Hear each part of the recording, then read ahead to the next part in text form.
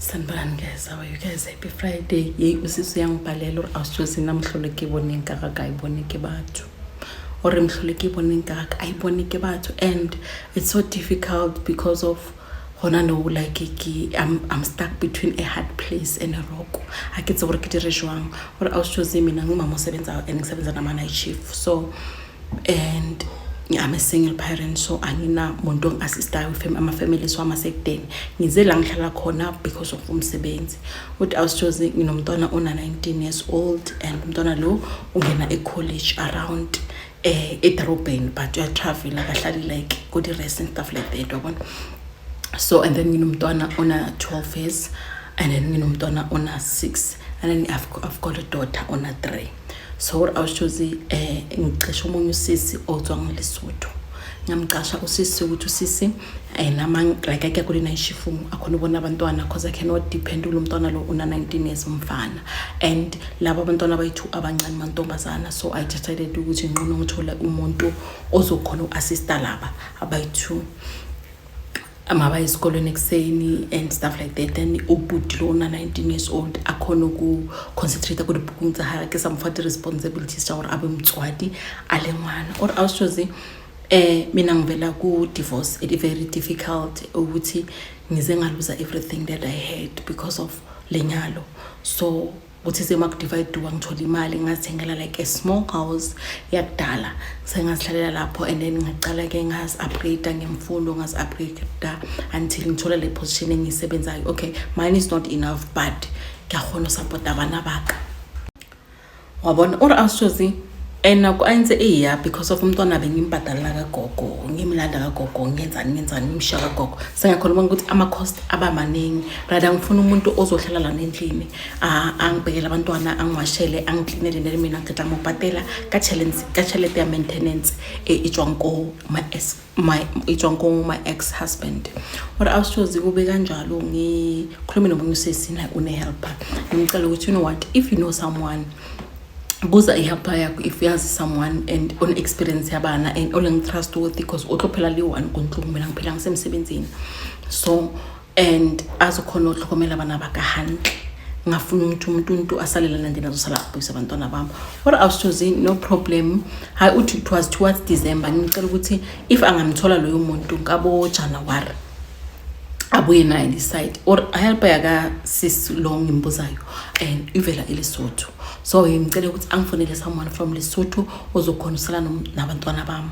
Mina mangingekho, ngimchazele nabantwana bengaki, bengifuna someone okhuthele ongavilaphi, umuntu ongathanda ifoni, akibatha umuntu odlulela ngidi social media, di TikTok and stuff. Kibatla umuntu wathi bangora bana wethu esikolweni ubanceda ngehomework, yaphinda ke hour ngesumntwana omncane, aphinde abaphekele, aphinde enze sure ukuthi asekuseni ba esikolweni. Or like ke mo February for ke batla motho mo jwang, angaba older angaba younger, it's fine as long as athletes mohoro tlo nyaka mereko.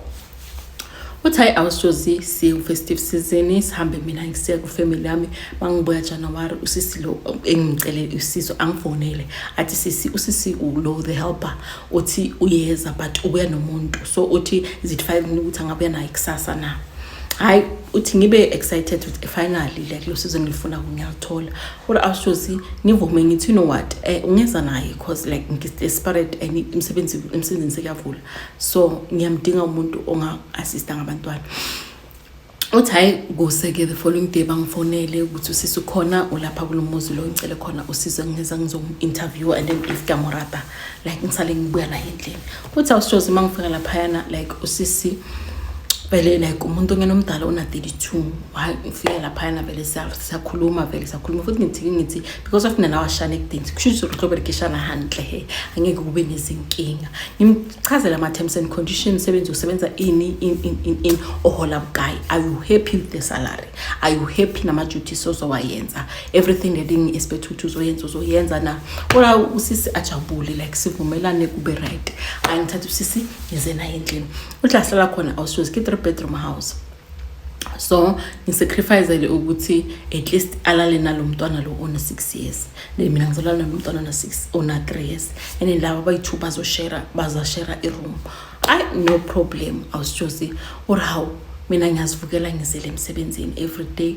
Usisi usebenza kahle, usisi anginazi inkinga. Ngicela lo mntwana wami ngifana ukuthi umcheck phela if uyaganga tshontsha ngicheck izinto zeni. Angifuthi kusasa nithi ngilethele umuntu uzontshontshela la. Ashozi first month yandlula, usisi uright, usisi uyathatha umntwana ecrash, abuya zile uyosibhejela umchina. Kadi weekend lakile thing udela ku Grekeng, uyahamba yovakashela loyana akena mathatha. Uthi awushozi kuthi umsebenzeni bathi bafuna ungitransferela to unit la ngisebenzela khona, but ngiyakhona for 2 months.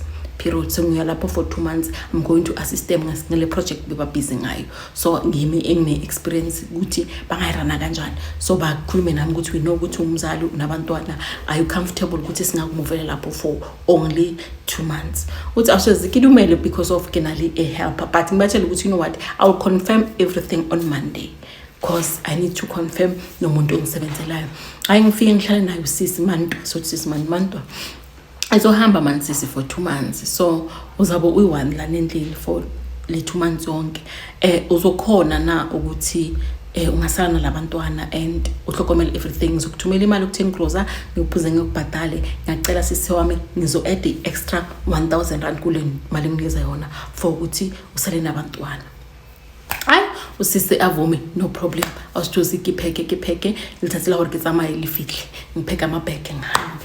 Ngiyelapho futhi uma uthi bengima video call like ngicommunicate no sisi didn't have a problem, sisi right, communicate abantwana ba right.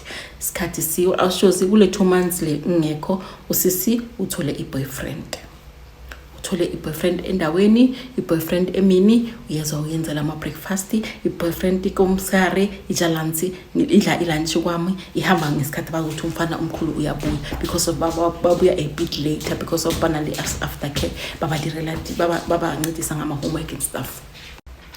Kube into ukuthi yenzeka like for isikhashana lento ukuthi kuza umuntu uyahlala uthi umntwana wami angifonele umntwana wami ukuthi hayi mama yazi usisi Manda kunomuntu ozala nendlini, every time angifike ngiyazi ukuthi kunomuntu obekabhema like i-cigarette endlini or ausmant oyabhema na.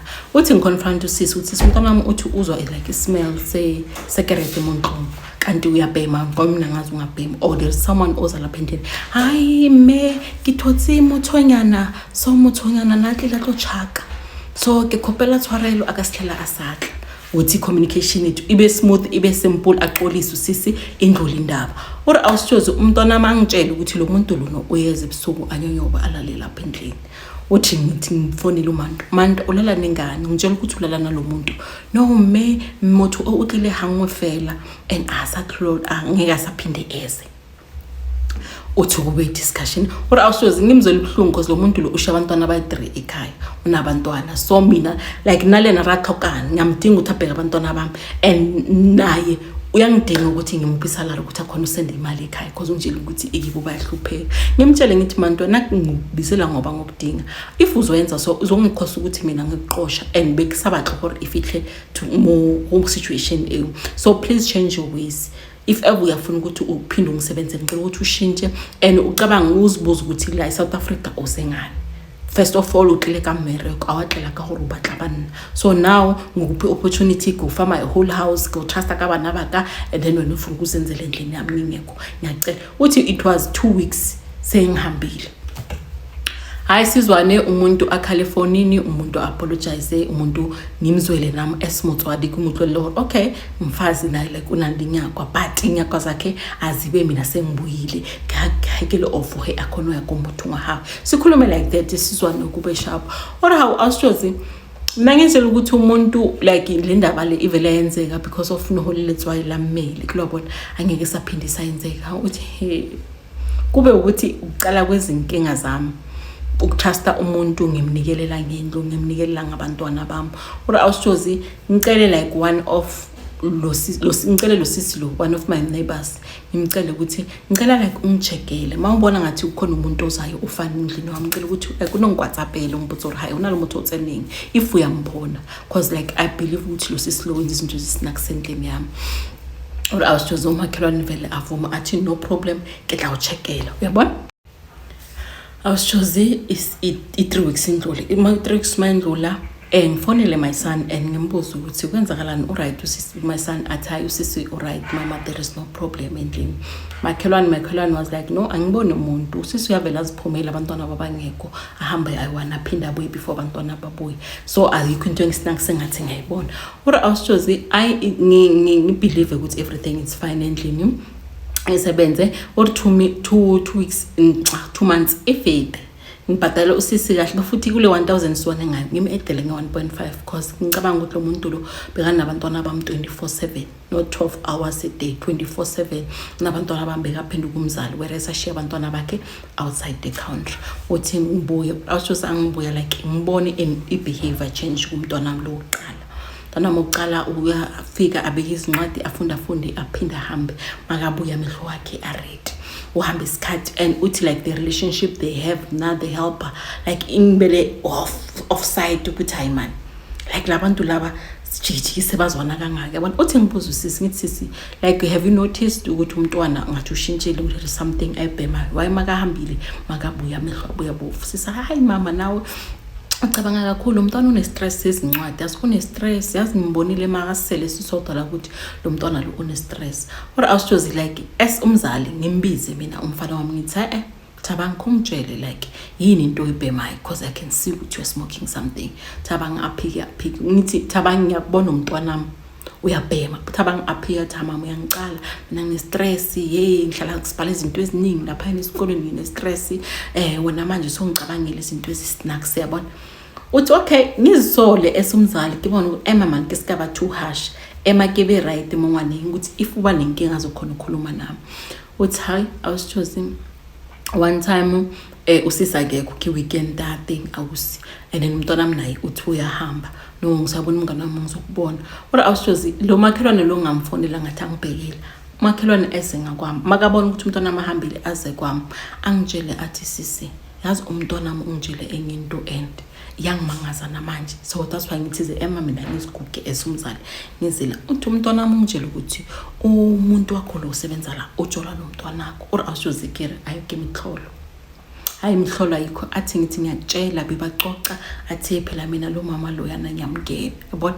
Uthi awusuze ngingabelieve ukuthi hayi umntwana wami nalo mama ungaka like yabona or like ngivume umakhelwane but ngisibeke ukuthi lo mama lo naye nomntwana wakhe ngathi banamanga yabona. Or awusuze azange ngize ngimbuze umntwana wami azange ngize ngimbuze nalo sisi ngavele ngazithulela ukuthi I will try to find out mina myself ukuthi labantu laba ngiqiniso bayaganga. Uthi hawu kwenzeke ukuthi awusuze one of my colleagues ushone nomzali so ngibatshela ukuthi ayi mina ngizohamba ngiyakofenra lengi colleague yakhe kufanele sike Mtswadi so ngizohamba ngizonishela but ngizobuya Sunday because I need to help her because of siyazwana emsebenzini. Or awushosi ngitsama ora kufihla kumola like vele kugcwele baningi abantu yabona. Uthi vele ngibona ukuthi lo muntu lo usizo like lebe ngithi ngizoletha la akalihloki wabona. So I'll rather after funeral vele ngizihambele because izandla ziningi nabantu bebancedisa bebaningi ngiye lapha Friday night but azange sizenze next because of like beba covered ngizinto eziningi. After funeral vele ngingafoni ukuthi no I will come back Saturday after funeral yabona. Ngingafoni ngihambe ngiyodlula kamamkhulu wami omunye la bengikhona kule area bengikhona it's a distance sekudeni. So ngithi hayi because umamkhulu wami umdala and sahlala eWan ngono ngihambe ngiyombona and then ngizothi late nyana ngizodrive ngibuye. Or awushoze ke komamkhulu akhe kombona hayi sikhulume nomamkhulu kube mnandi dala saqina ubonana uthi ngabo 5 hayi ngene emotweni ngidrive yebo. Or awushoze mangibuya kwamvele kuyarasathi mangena vele abangizwa kuyarasa music is very loud uthi it's around past 8 to 9 mangifika endlini ngizoku very loud ngifike ngingena abangizwa ngifike ngivula umnyango nobody akekho umuntu ongizwayo ukilobona. Uthi vele ngiyafika vele ekamareni umntwana vele ngizwiki like ukuhodimo kuyarasi ngizibuthi mara mabarasi singizwika nga abantwana balele kanjani usisena uthini angakhuza umntwana.